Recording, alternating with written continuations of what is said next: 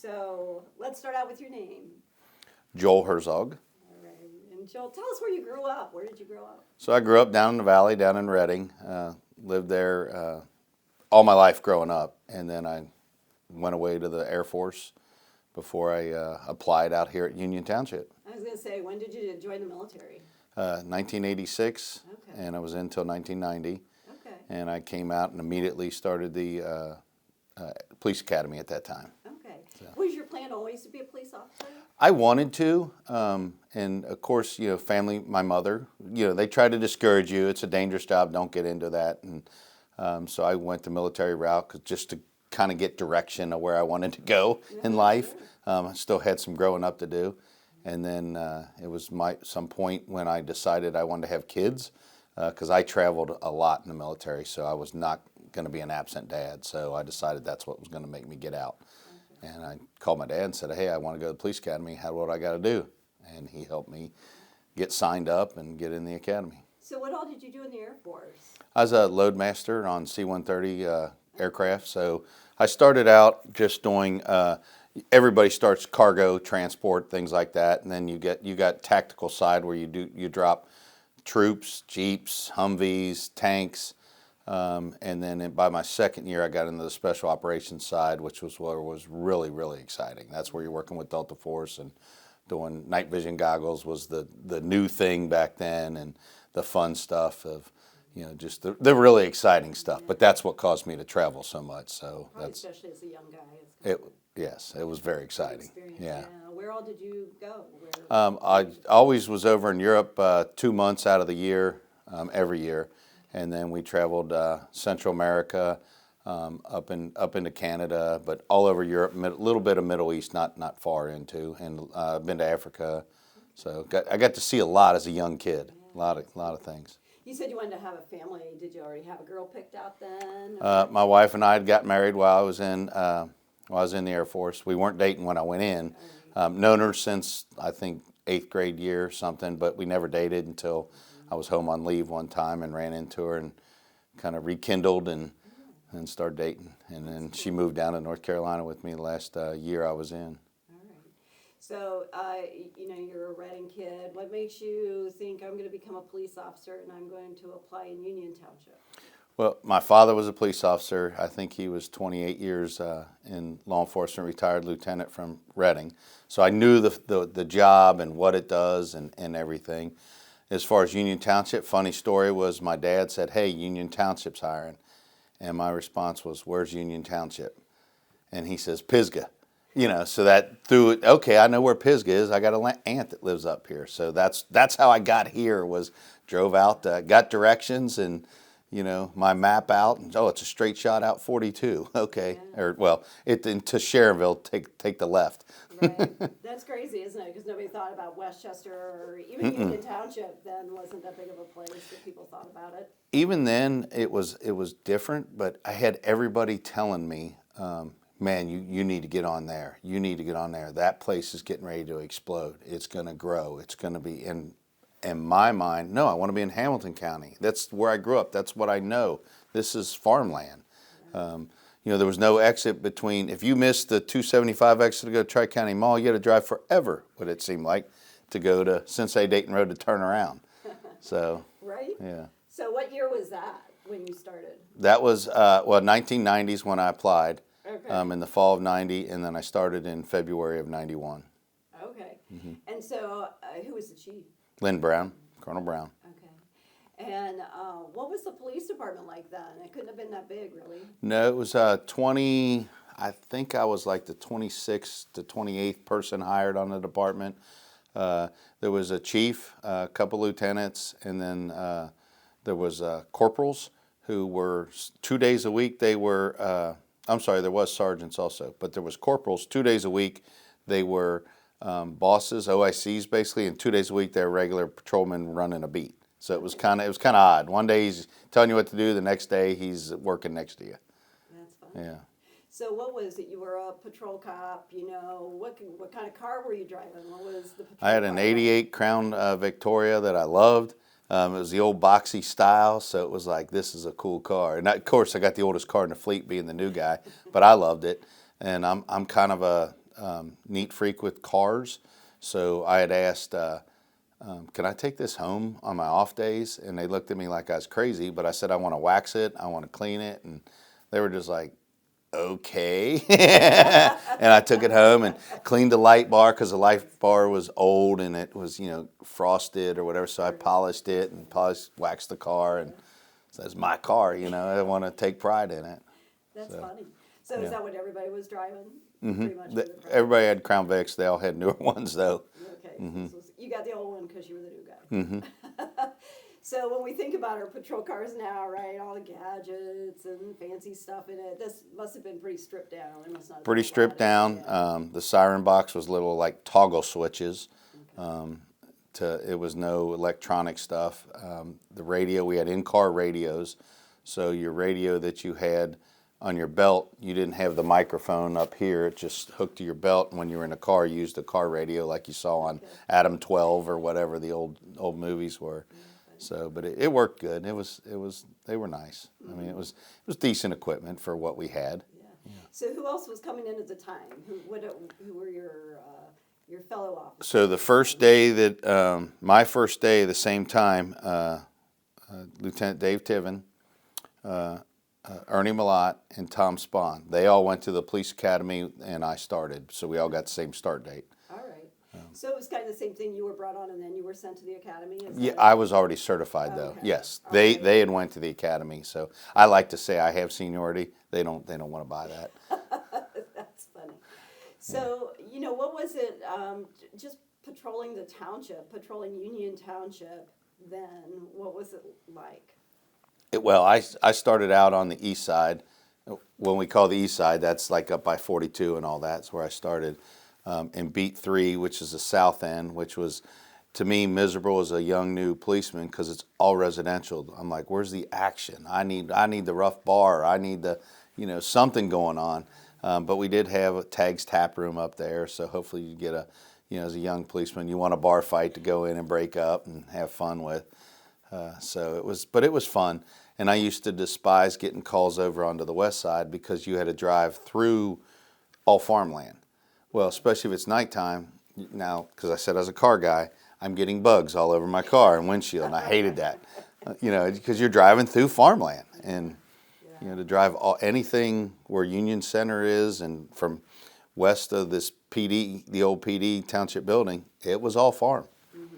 So you're driving through cornfield. So I've heard from others, when they talk about the radio. So who were you talking to on the other end of the radio, right? When you called in, there wasn't a big 911 center. No, we had a little tiny corner of a room up in the front of this building, 9113, and there was 2 dispatchers working on your shift, and there was 3 assigned, but they had different off days. There'd usually be 2 working, and it was the same people you dealt with every day. Yeah, so it was fun. That's funny. Yeah. When I talked to Jim Deathridge a little bit, he was newer to the area when he started, and he talked about, on the radio, they'd say, it's past Roslow's Curve or whatever on the radio, and, as a young guy not knowing the area, you had to figure out what all that kind of stuff meant. I had a very good FTO, Lieutenant Herring, when we drove around, he drove me all around the township, and he would, that exact stuff. This is Roslow's Curve. This is the Crossroads. This is the Hunterlaw Farm. And he just telling me, this is Frank Mingus's farm. These are things you're going to have to know because you'll be dispatched. Frank Mingus is calling, and you got to know where to go. So those kind of. Not all the street signs. You didn't have all the street names. You didn't have addresses. Mm-hmm. Really, you just knew by landmark Mm-hmm. location. Absolutely, That's yes. funny. I think it's really interesting because Westchester changed so dramatically, so quickly. It was exciting to be here for that, and that's what I credit my success here is we expanded so rapidly. The opportunities were endless. As far as different assignments or promotions. I mean, the way that promotions came all of a sudden, you're just like, holy smoke, we promoted 4 people off that test. There was only 1 opening, but you're expanding and you're growing. Like I said, we were mid-20s when I was hired, and, we're authorized 92 now. And we've been at 92 in the past. It's just a matter of fluctuating a little bit when you're get someone to retire. Right. But it was exciting, and just watch the growth is unbelievable. Not just the Union Center Boulevard Exchange, but I remember you come off Cincinnati Dayton Road, it was a stop sign to get off the highway, and that was it. You know, Tylersville Road was a 2-lane bridge. You know, so it just... And that wasn't really that long ago in the scheme of things. Exactly. And there was nothing there. I mean, there was just farms. If I can go back a little bit, tell me about Lynn Brown as a police chief. What did you learn from him, and what kind of a chief was he? Lynn Brown is a very distinguished gentleman. He just carries himself extremely well, just very proper, man of few words. And so you just knew to just keep it simple and stay out of his out of his way, because he's running a tight ship. But he was just a very distinguished gentleman. Great man to work for, cared about his people, and he put the right people in place to let them run things maybe a little more efficient than he might have. And that's something that I took is, okay, don't look at someone as, wow, this guy's sharp, he's a threat to me. Look at, this guy's going to make me look good, and hopefully he does take my job someday. That's what you got to try to find. That's what I kind of learned from him. Yeah. And then you worked under John Bruce. How long was Lynn Brown there before John? Lynn Brown was there about 8 to 9 years before, I think Lynn Brown left in 2000, or 2000, 2001. Okay. That late. Okay. Mm-hmm. But then John Bruce was actually my first sergeant. Okay. So I credit him with a lot of molding. He was like, if you have a work dad, that was the guy that would kick me in the rear if I wasn't, in line, or keep me in line, and showed me a lot. And I think he showed he cared. He's a very authoritarian style leadership guy, but he cares. And when he's kicking you in the rear, it's because he's going to make you better. And so that fear of I better do good, I can't upset my sergeant, really helped me develop in my career younger and know what I wanted to do, and learn and strive to do better. So when we look at that first part of your younger career before you started, all the promotions and getting to where you are, what was an impactful time, an impactful case that you recall during that early part of your career, something that really kind of you think of, or?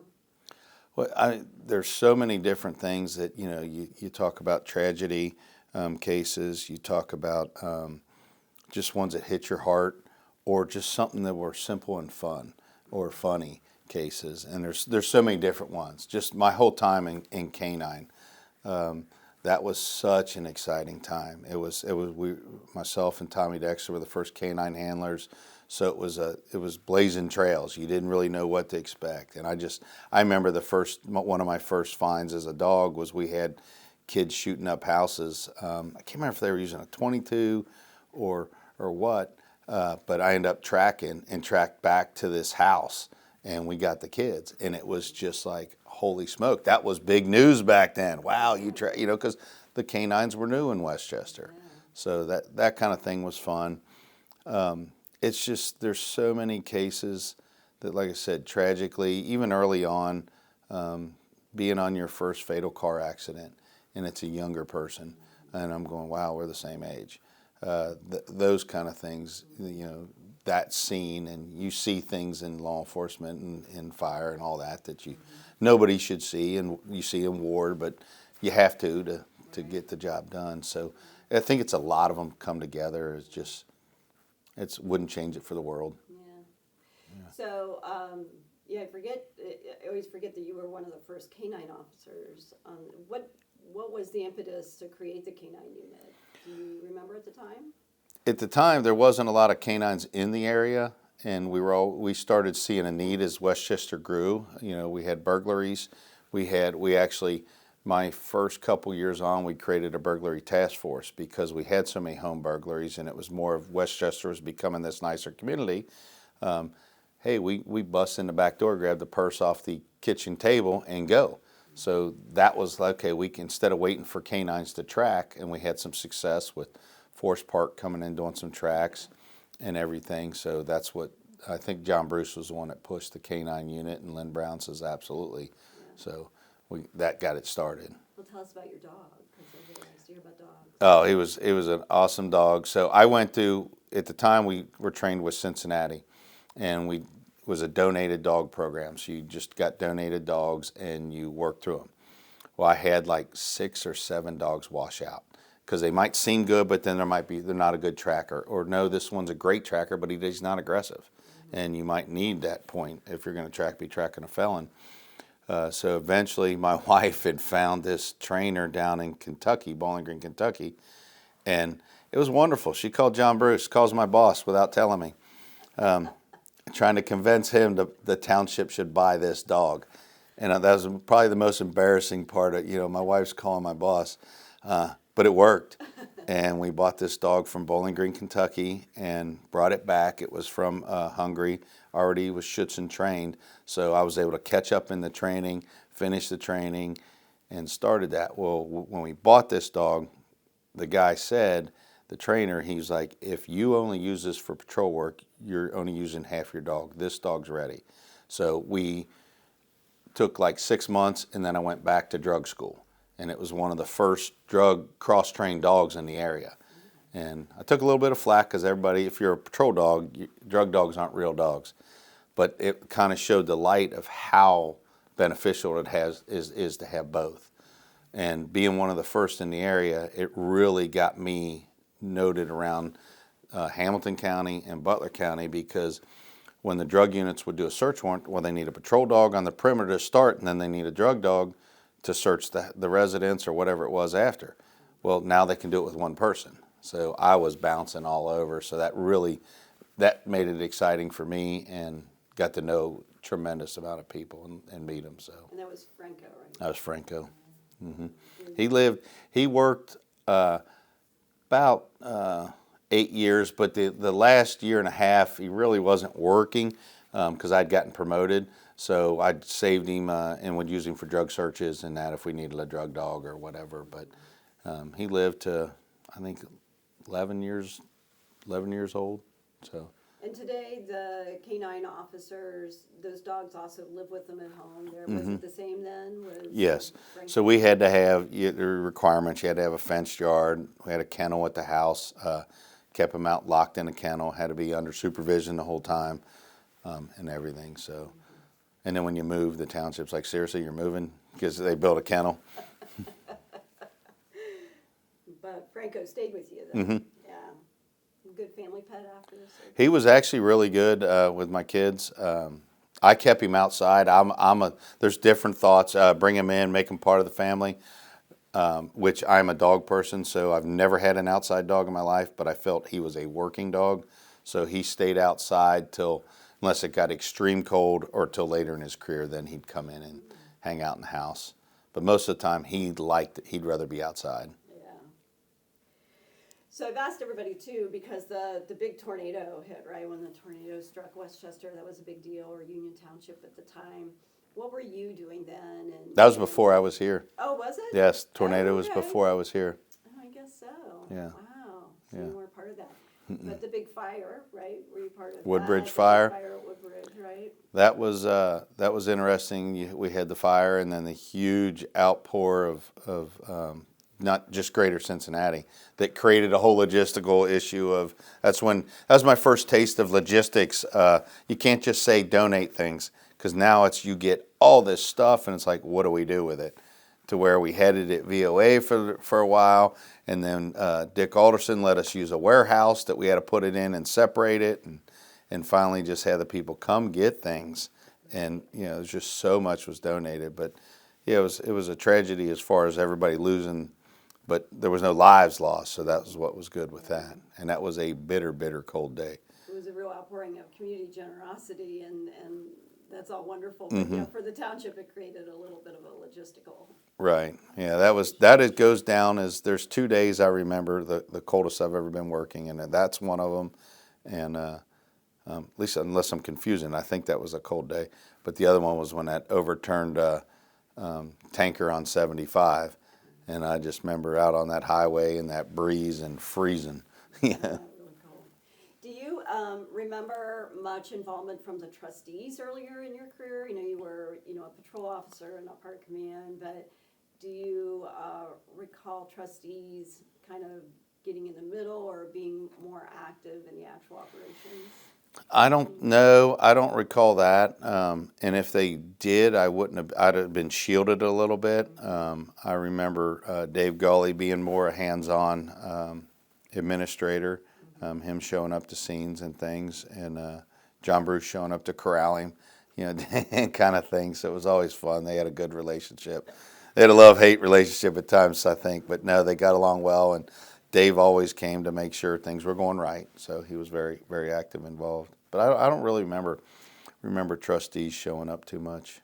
Did you, so we talked a little bit, like physically what the community was like, but do you remember as a police officer always feeling appreciated in the community, and even in the early years when the community was much smaller, was it very community-minded kind of place? It was, I think it yes and no. Yes, I think the community was very supportive, but when it was growing, nobody was from Westchester.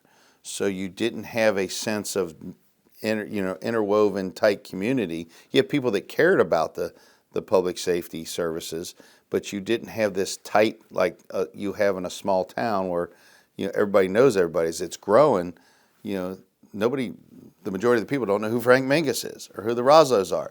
So that, I think, was missing because everybody was coming in. They were all implants. They were coming from other parts of the country, from GE, Procter & Gamble, things like that. So you didn't have that. But I think there was always support. But I would say today you have people that are from Westchester. You have people because their kids grew up here now, and their kids now live here. So I think we're starting to see a more caring, tight-knit community than we had in the past.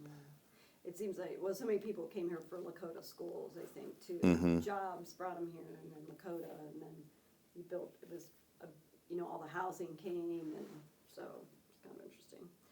So did you, when did, the department was pretty much just patrol officers early on, and then units started to establish. So when did that start to, we had a K-9 unit, obviously, we're part of that, but investigations, when did the community become of a size that all these other kind of divisions started? So we had an investigations unit when I started in '91, but we didn't have specialized units in that. We did have one school resource officer and one crime prevention officer.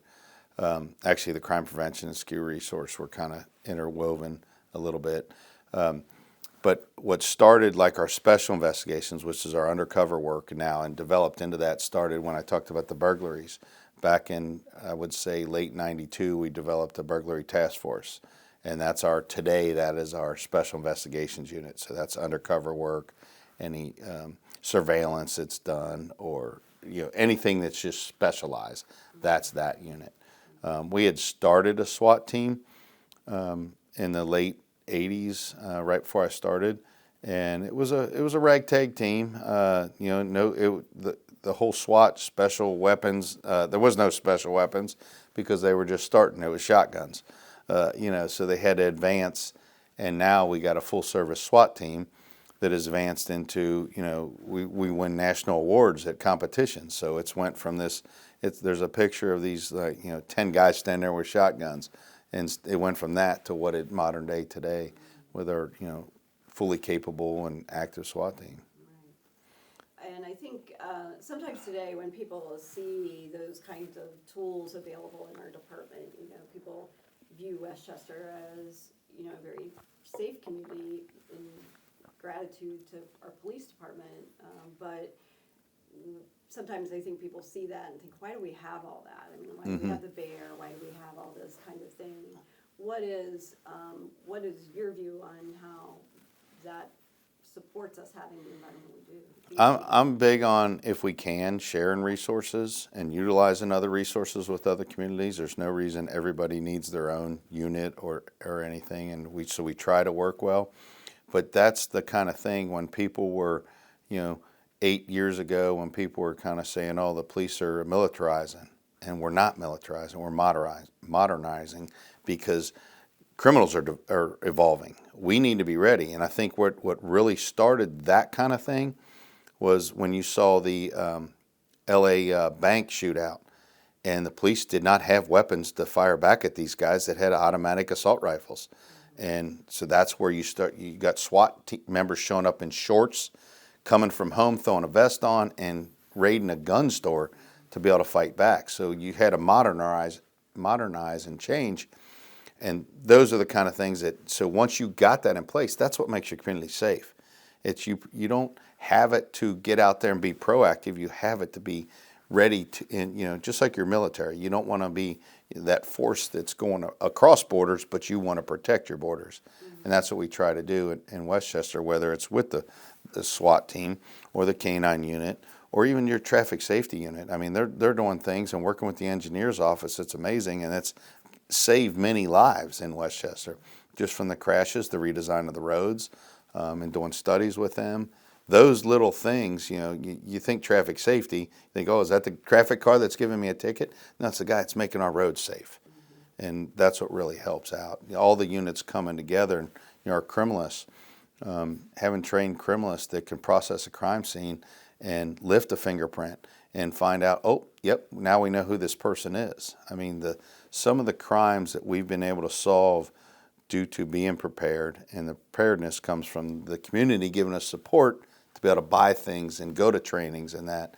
It's amazing. It amazes me how quick a totally unknown rapist or a unknown shooter or something, and within weeks or days, we have them in custody, and or identified them, when we had nothing to go on.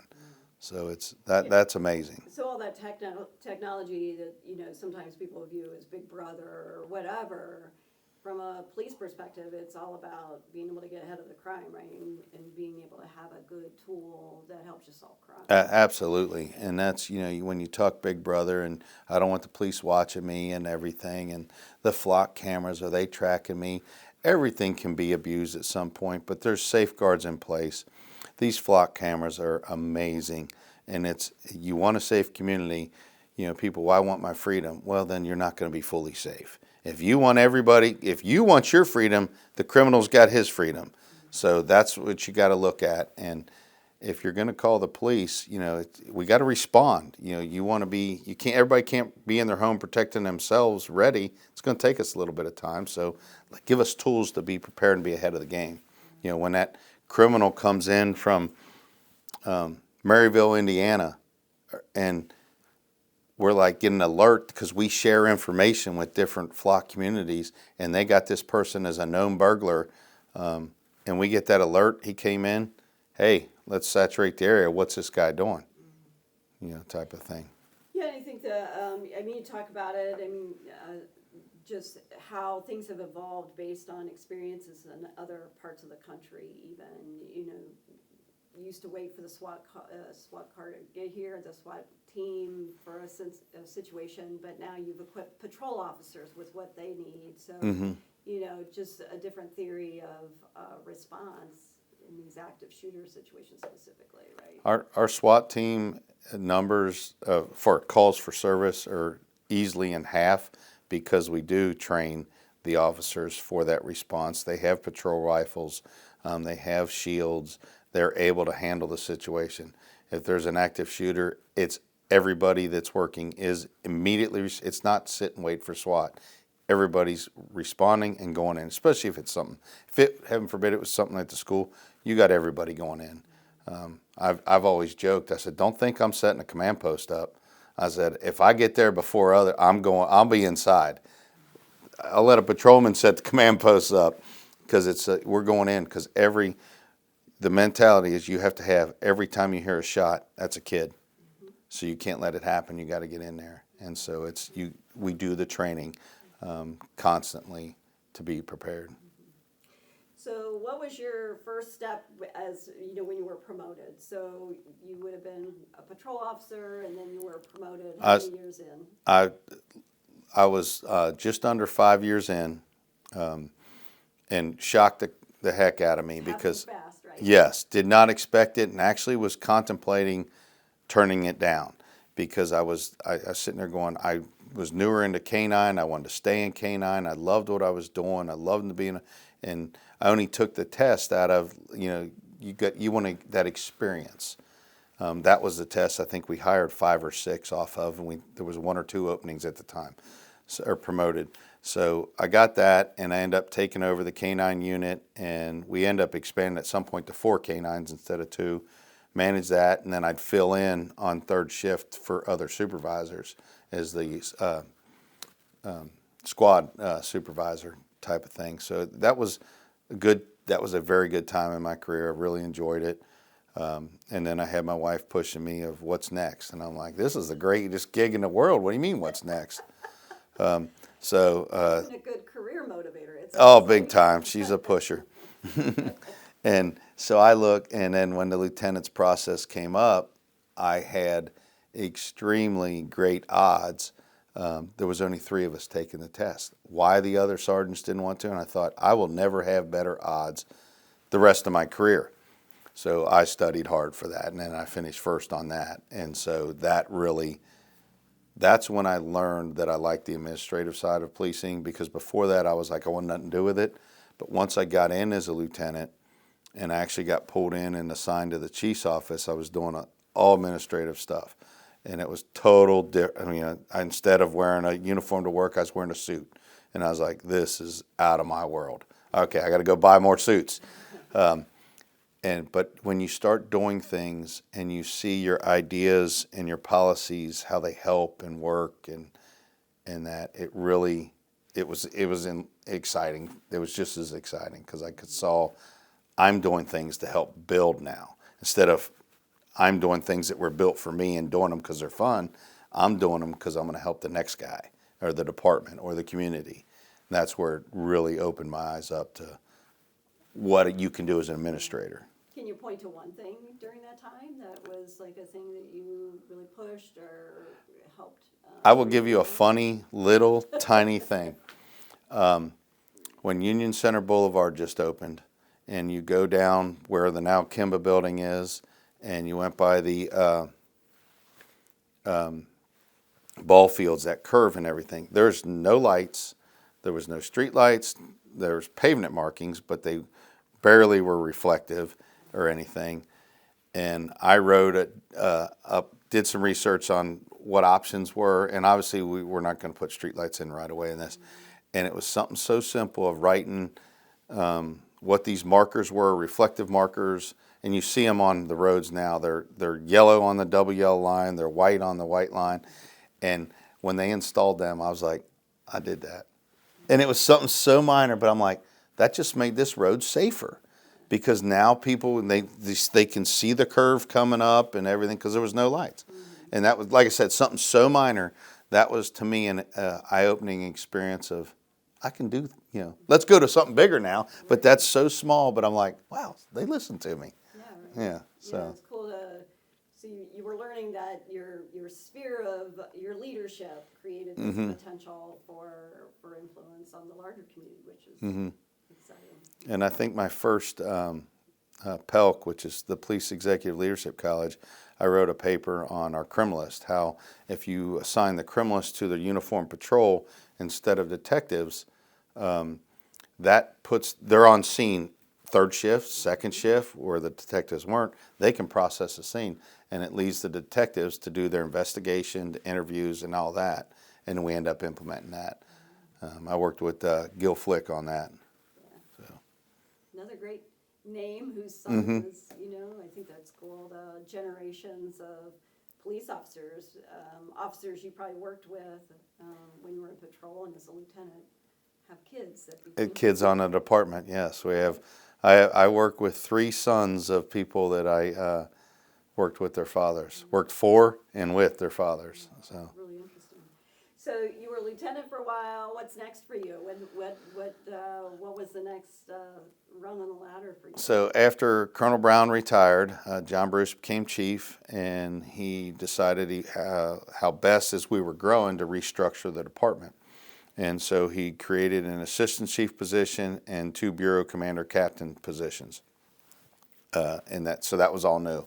So I was promoted to captain, myself and Dave Kelly. Gil Flick became the assistant chief, and that really set our first command staff, because before it was just rotating lieutenants, but it set things in place to develop.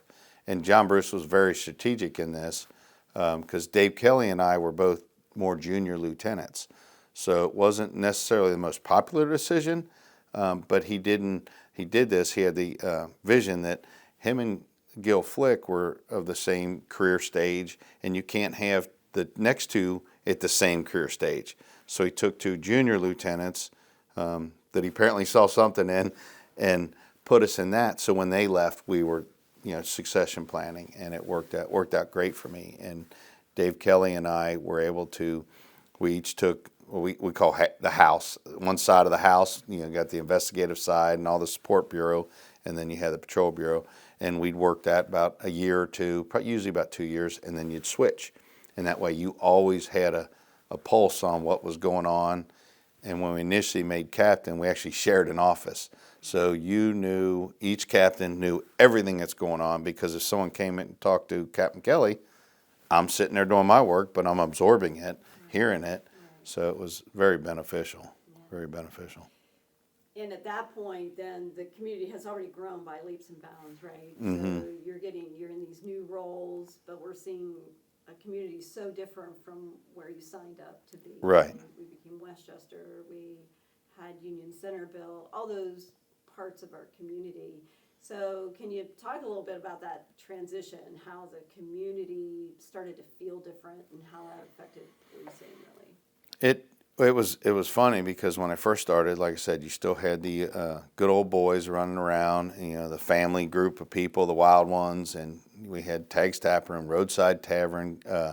Gano was never too wild, but you had Port Union Cafe. You had some wild, off the hook places, biker bars and that, but those all started closing, and other things opened up in their place. That's when I think you really saw the turn of a more affluent or professional community changing, and dealing with the public became more exciting, I would say, because it was like they were wanting change too. It wasn't a leave things the way they are, kind of we're getting too big for that.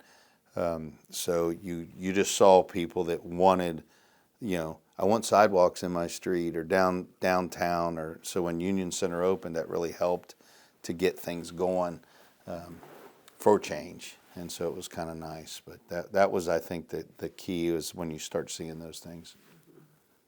And then, the new access to the highway created, of course, more potential for this transient kind of crime. So it made police work a little busier, right? Very much. And being in a nicer community, people come to work. If I'm going to break into a car, I'm going to go to a car that's got nice stuff in it. And we in Westchester, unfortunately, like to leave laptops, purses, guns, expensive items in our vehicles. And so that was a big problem for us for years after, I think, burglaries we got that under control, and theft from vehicles just started getting crazy. And we really had to do saturated patrols in areas, and I think the visibility really helps. And that's why, I love when people say, man, every time I come to Westchester, I guarantee I always pass a police car. Well, good, because we're not out there actively messing with people. We're out there, we want to be seen, we want to be visible, and we want to deter crime. Visibility deters crime, and that's what we try to do. So it's kind of like, we'll write 3 times as many warning citations than we do tickets. We don't need to generate the money, but I can get the same point across to that motoring public with that warning as I did with a ticket, and I didn't hit you monetarily, and that. So I get the education, and everybody else that drives by doesn't know you're getting a warning. They think, oh, slow down on this street, or whatever it was. But we still get the message across in a kinder, gentler way. Right. Yeah. So when you were promoted to assistant chief, that was under... I never filled that role, assistant chief. Okay. So when after John John Bruce left. Eric Niehaus became chief, and Dave Kelly became assistant chief. So I stayed as a captain. And then after Eric left, Dave was interim, and I stayed as a captain. And then when Dave decided, I'd like to stay assistant chief, I don't want the chief's position, then I competed for the chief's position. All right. So you came in after Eric Niehaus Mm-hmm. as police chief. And what was exciting about that to you? I mean, there's always this natural progression of career, but becoming chief, what did that mean to you at the time? Overwhelming, like, holy smoke, how did I get here kind of thing. But it was so exciting because all the visions that I had, when you work for somebody, especially in a police or paramilitary organization, you have loyalty to that person, and their mission is your mission. But it might not always be, I would rather do it this way. And now I was like, okay, I'm going to have this opportunity to advance some things and move forward and get hiring. I was big on and diversifying our hiring and community outreach. I really am big on community outreach. I want people to know who their police chief is. So if it means Joel Herzog's at events 3 nights a week, he's at events 3 nights a week. I was fortunate that when I made chief, my kids were older. I didn't have baseball games to get them to, or soccer games, or travel. So I was able, actually I don't even know if they were living at home then. I was able, it was no big deal that there was an event in the evening. I could go do that. And I think that really helps the community because they get a feel of engagement. And that's probably one of the biggest things I'm the most proud of is that opportunity to do the community outreach and engagement. And I want, it's been 9.5 years, and I like that people know who their police chief is. It's not the best one everywhere you go, restaurant or whatever, you see somebody, but I just want to be left alone sometimes. But I get people that call or come into me, and they always want to apologize because they know I'm off. I'm like, I'm not off. I don't feel this job. You are off. Unless you go out of town, you're not off. So when I'm at Kroger's, you want to talk about something, I'll talk to you. And it's just that I feel that is very much needed. That's a part that I was excited to bring to the job. Do you, so since you've been chief, how long have you been chief? 9.5 years. 9.5 years. So how, there's been some pretty big kind of tragic situations happen here in the township in that time, and you've had to lead a department through some pretty tragic circumstances. What has that been like? I know you've been, you really value the mental health services for your officers and that kind of thing. So there's been some very tough times. We've had some. I had an officer standing right near someone a construction worker they knew that was hit and killed, and getting him through that. And then there's other shootings or homicide scenes. We had a teenage girl that was killed. I was actually a captain then, but I have a relationship with that mother. We still talk occasionally, and that was 10, 12 years ago. But we still just spoke with her a couple months ago. And then I'm a very emotional person, and I want to reach out to people and establish a relationship. And so I have relationships with victims of crime families and things, and other people. There's different schools of thoughts. Oh, you got to separate yourself. Well, that's not who Joel Herzog is. So I don't mind that, but I do recognize the toll it takes on me and the officers. That's why we started pushing about 5 years ago the real mental health as far as mandatory evaluations just yearly. And we started with our detectives that are assigned child crimes, because that's hard for them to see every day and this and that. And then we worked to our chaplains, because they're the ones that are at death scenes all the time. And then we were getting ready to expand that to the whole department when opportunities came up, and then we got a grant and we were able to get it all public safety. So now we do mandatory yearly just check-ins, and that's all it is. It's knocking down the stigma. that you can go talk to somebody, and it's okay. Not everybody wants it. I'm not a big person to go talk to somebody, but I want that opportunity. I still meet with them, and I end up spending. You can spend 5 minutes or you can spend an hour. I end up a full hour. But it's never something that I necessarily would schedule on my own. So it was that opportunity we wanted to give people to. You might not schedule it, so we'll schedule it, and you don't have to talk. But if you do, you might feel better after it. And we didn't get any negative feedback. Everybody enjoys it, and the opportunity to do it. Yeah, and being a leader for officers who are going through that tough time, I know that's just an emotional situation, right? They are affected by their work. So, but that's something you value in your job, to be able to help people through that, or. Oh, very much. It just you have to be there for people. And it's just simple things of, if someone's having, if there was a terrible, horrific scene, just reach out, just talk to them, let them know you're there. Or if they might have a shoulder surgery, check on them, just a text message, hey, how'd it go? Let me know. Or, let them know the day before, hey, have your wife text me. I like to build the family caring atmosphere.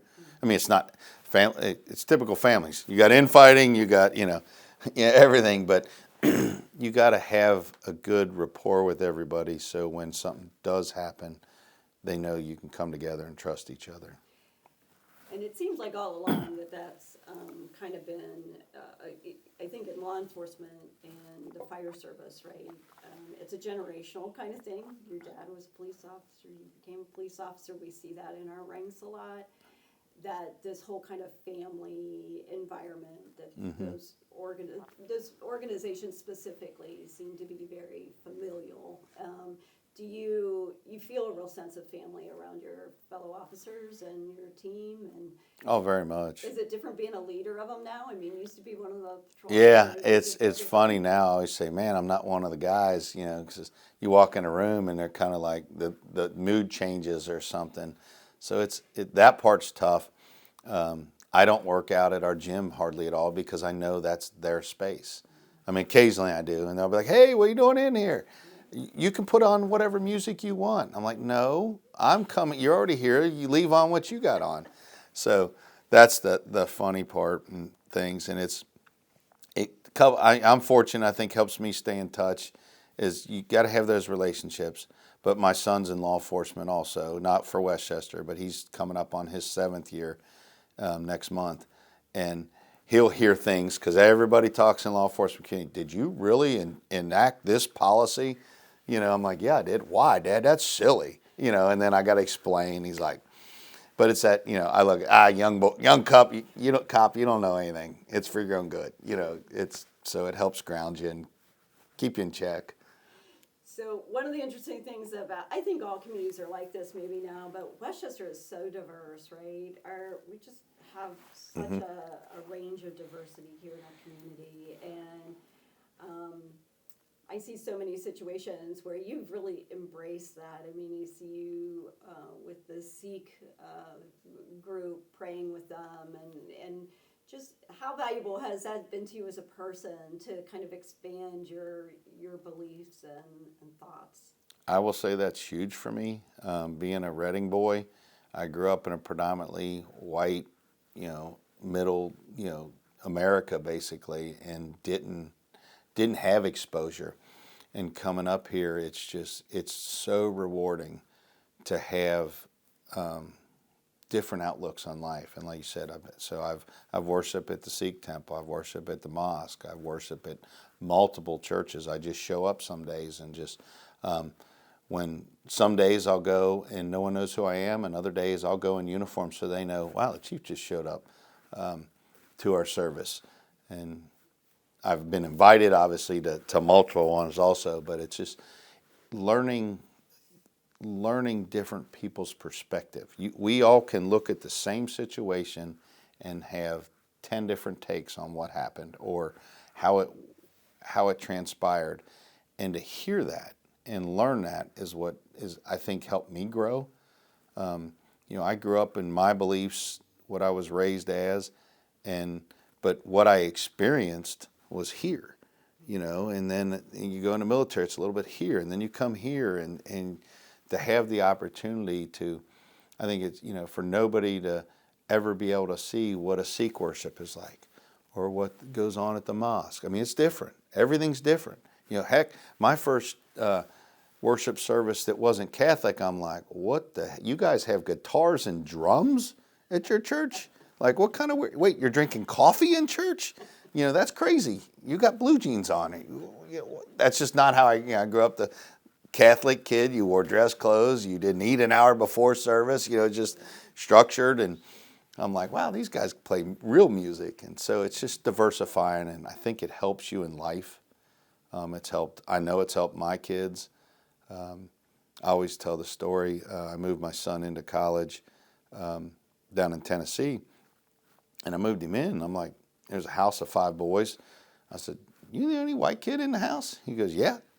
And he goes, why? I go, that's pretty cool. I mean, that's not how I grew up. Everybody would have been different. There'd have been this house, that house. And it was just, those were his friends. And I'm like, so I know moving to Westchester is what helped my kids diversify their lives and, the friends they had. Which is funny because people from the outside have a different perspective of Westchester, I think. Oh, yes. Yeah. Than what it actually is. So it's kind of intriguing. And are you finding as you bring new officers in, which I would imagine you talk about it a little bit, it is really rewarding to bring in a new group of officers and just increasing the diversity in the ranks of our police enforcement, in our police department to be more reflective of our community. I have to imagine that's really rewarding, and I think it's interesting. Young people have a very different view in terms of those things than what you and I were probably exposed to in our generation. Oh, very much. I think it's very rare for someone now that we hire that didn't grow up with some kind of diversity in there's not a lot of communities like Reading was or St. Bernard at the time, or, that was all the same. So we're getting people with different backgrounds and diversified. And when I first started, we couldn't get people to apply. We couldn't get a minority to apply up here. And it was just north of 275. It just didn't happen. And Westchester is different. You didn't get Middletown. We were on an island. We were in our own place. So that's why I think we had to really grow and become this professional organization, because there was no one around us. So we had to do that. But to be able to start hiring, diversifying the department, and it's not necessarily due to the color of your skin, it's your background. And we're getting such a different background of people. And we're getting more women in law enforcement, which is shocking to me, because as law enforcement was getting beat up in the community and the media and stuff, we had more women applying. And I'm going, wow, that's I don't know why. It's admirable, and it just really brings a different perspective to the department. It makes it better.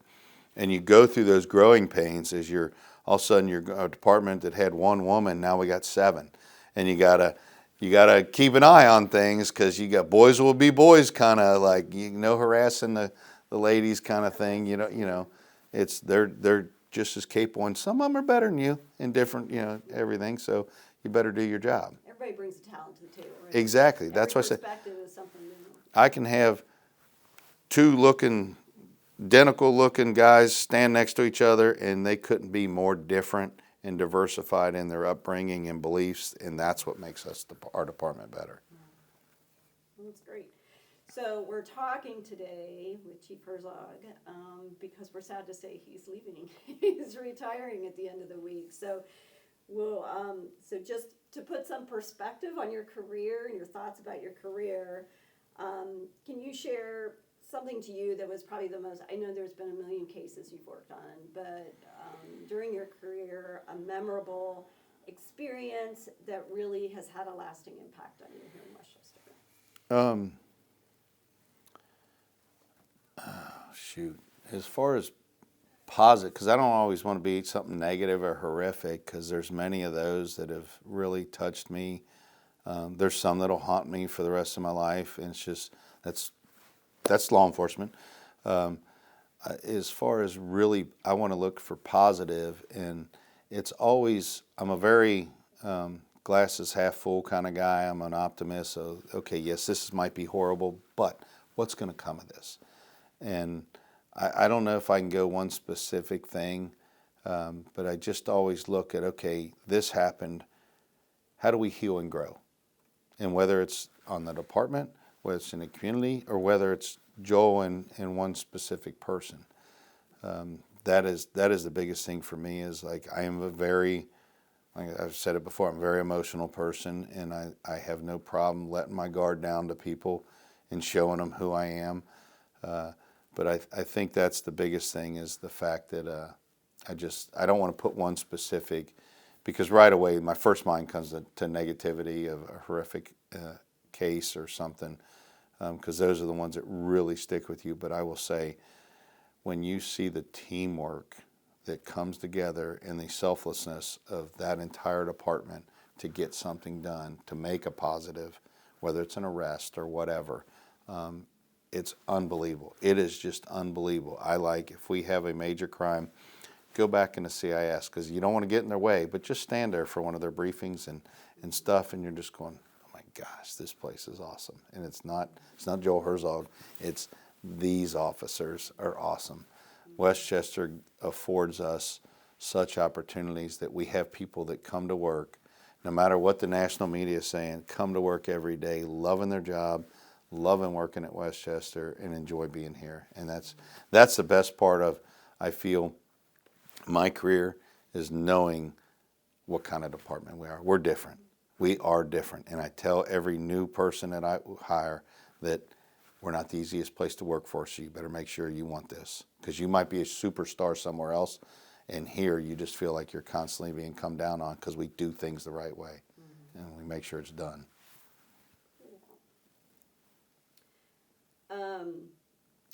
Let's see. Oh, I wanted to mention too, I mean, your involvement in Boys and Girls Club. I think, when the Boys and Girls Club opened in Westchester, people were kind of uncertain, and I mean, you're a big advocate of that program and support them. Can you talk about the meaning of having a Boys and Girls Club right here in the community and what that does for young people? Absolutely. So it's when the Boys and Girls Club started opened the doors 10 and a half years ago, I think, something like that, 11 years ago. Maybe it's 10 years ago. People, like you said, why is there's no need, we don't have this. And that's where the perception of Westchester is not correct. There is a need. There is a tremendous amount of kids in Lakota that go home and might not have something to eat the rest of the day. There's a tremendous amount that go home to an empty home. This gives them that safe place. And if you look at the crime statistics of juveniles between 3 and 7 p.m., that's where a good majority of things are happening. Bad things are happening to these kids. There's no structure. The Boys and Girls Club has structure. It's not a place to just go play basketball. It's not a place to, just have your, play on a playground. There's art classes. There's power hour where it's helping these kids do their homework. So we follow and track that to make sure they are improving. So we can document, this kid came in at a D-. He is C+B material right now, because now someone's doing his homework. Mm-hmm. And it's something that I got involved in early on, not right at the beginning, but early on. Patty Alderson, like she did everybody else, recruited everybody else in. And then I eventually was on the board, and then became the safety committee co-chair, and then just most recently took over as the board chair, because it is something that I feel passionate about. And I debated, do I want to take this role on, because I'm leaving the department, and I don't know what I'm going to do in the future. And then I finally told my wife, I said, I'm going to do this. And she's like, well, what if your next job or whatever isn't as supportive? I said, then I don't want to work for him. I said, that's how much I believe in this, so I'm doing this. She goes, that's a good reason then. And I'm in a position that if you don't believe in this, then I don't want to work for you. Mm-hmm. So that's where I truly believe in the Boys and Girls Club. It's tough because, it's all money. I mean, you got to raise the money. And then we built this incredible building out of community support. But we got to keep the doors open, so you got to have your fundraisers and that. So it's not easy to have that, but it gives them a safe place. Yeah. So what do you want your legacy to be here? I want I think everybody to know that I did my best, and even though at times it might not be what everybody wanted, it's what I felt was best, and I want them to go, wow, he moved us on. He left this a better place. And there's things that still can be improved on. There's things that the next chief will improve on, but I want them to say he didn't tear us down. He cared about us, and he made sure we had the tools to advance and become better. So that my big thing is just I want people to say, man, you did a good job. And that's it. I told my wife, I said, I'm getting ready for the identity crisis. I said, I've been a policeman my entire life. I said, I've been chief for 9.5, and in a couple weeks, I'm Joel.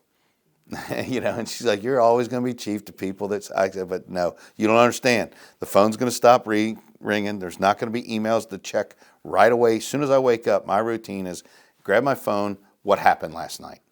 If I didn't get woke up, and maybe I didn't, I got a text at 7 a.m. this morning, just we didn't want to bother you, but here's what happened. It's just those kind of things. That's going away. So that's, looking forward to it. But at the same time, I'm glad, and it was somebody that told me, be prepared for the phone to stop ringing, because otherwise you might, it might freak you out. Sure. You plan to stay in the community? I am. I'm going to stay. That's my wife's like, are you thinking we're moving? Like, if you're getting another job, I'm like, no, I'm not moving. I got a 2.5-year-old grandbaby. I got a step grandson turning 10 and another step granddaughter turning 11, or just turned 11. So I'm like, you can't leave kids. I mean, if my kids would have moved away, I'd be in South Carolina in 3 weeks. That's where I'd have went. But they didn't move away, and now they've established families, and we're all in. We're stuck. Yeah. Anything else you want to offer about our community or moving forward, or just a statement about the police department in general? I will say that this is, and everybody, you always hear cliche, we got the best police department, best fire department, and this is the best place to work. I truly, honestly feel that. I've lived in Westchester for 20 years now. When I moved out of Reading, I built a house in Fairfield Township, and I was like, no, we need to get into Westchester. You can't ask for anything better. And this department, like I said, the dedicated men and women of the department are unbelievable. And that's not just the police officers, the employees that come in, the support staff, and throughout the township. It's just an incredible place to work. I just hope everything continues. Nobody loses sight of what I feel I've worked hard with from trustees to administrators to the departments and interdepartmental work and stuff. I hope it just keeps going, because it's just such a great place, and it absolutely is. Thank you, Joel. Mm-hmm.